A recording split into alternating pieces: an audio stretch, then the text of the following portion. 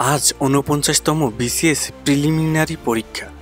ফলে সড়কে শিক্ষার্থীদের উপচে পড়া ভিড়, সঙ্গে যুক্ত হয়েছে সড়কে বিশাল যানজট।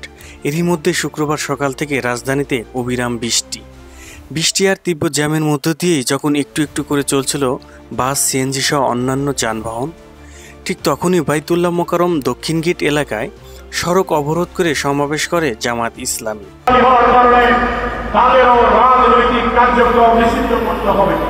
এতে চরম দুর্ভোগে সাধারণ জনগণ, বৃষ্টিতে ভিজে যেতে হয় গন্তব্যস্থলে। দুর্যোগপূর্ণ এই আবহাওয়ায় আকস্মিক সড়ক অবরোধের কারণে রাজধানীর বিভিন্ন সড়কে তীব্র যানজট ও জনদুর্ভোগ সৃষ্টি হয়েছে। সকাল থেকে টানা বৃষ্টিতে শহরের প্রধান সড়কগুলো পানিতে তলিয়ে যায়। তার উপর বাইতুল্লাহ মোকাররম এলাকায় যান চলাচল বন্ধ থাকায় আশেপাশে অঞ্চলে দীর্ঘ যানজট দেখা দেয়। কর্মজীবী মানুষ ও ৪৯তম বিসিএস পরীক্ষার্থীরা পড়েন চরম বিপাকে। অনেকেই বৃষ্টিতে ভিজে হেঁটে গন্তব্যে পৌঁছানোর চেষ্টা করেন।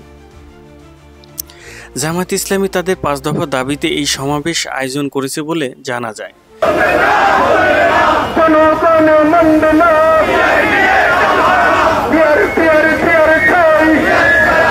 দাবি না মানা পর্যন্ত আন্দোলন চালিয়ে যাওয়ার হুঁশিয়ারি দেন দলটির নেতারা।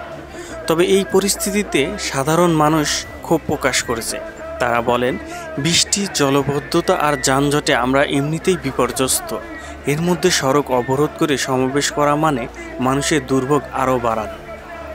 টানা বৃষ্টি ও রাজনৈতিক কর্মসূচির কারণে রাজধানীতে সকাল থেকে দুপুর পর্যন্ত চলাচল মারাত্মকভাবে বিঘ্নিত হয়। শহরের বিভিন্ন গাড়ি, রিক্সা ও মোটরসাইকেলের দীর্ঘ সারি তৈরি হয়, যা নাগরিকের জীবনে বাড়তি দুর্ভোগের আরেকটি অধ্যায় যোগ করেছে।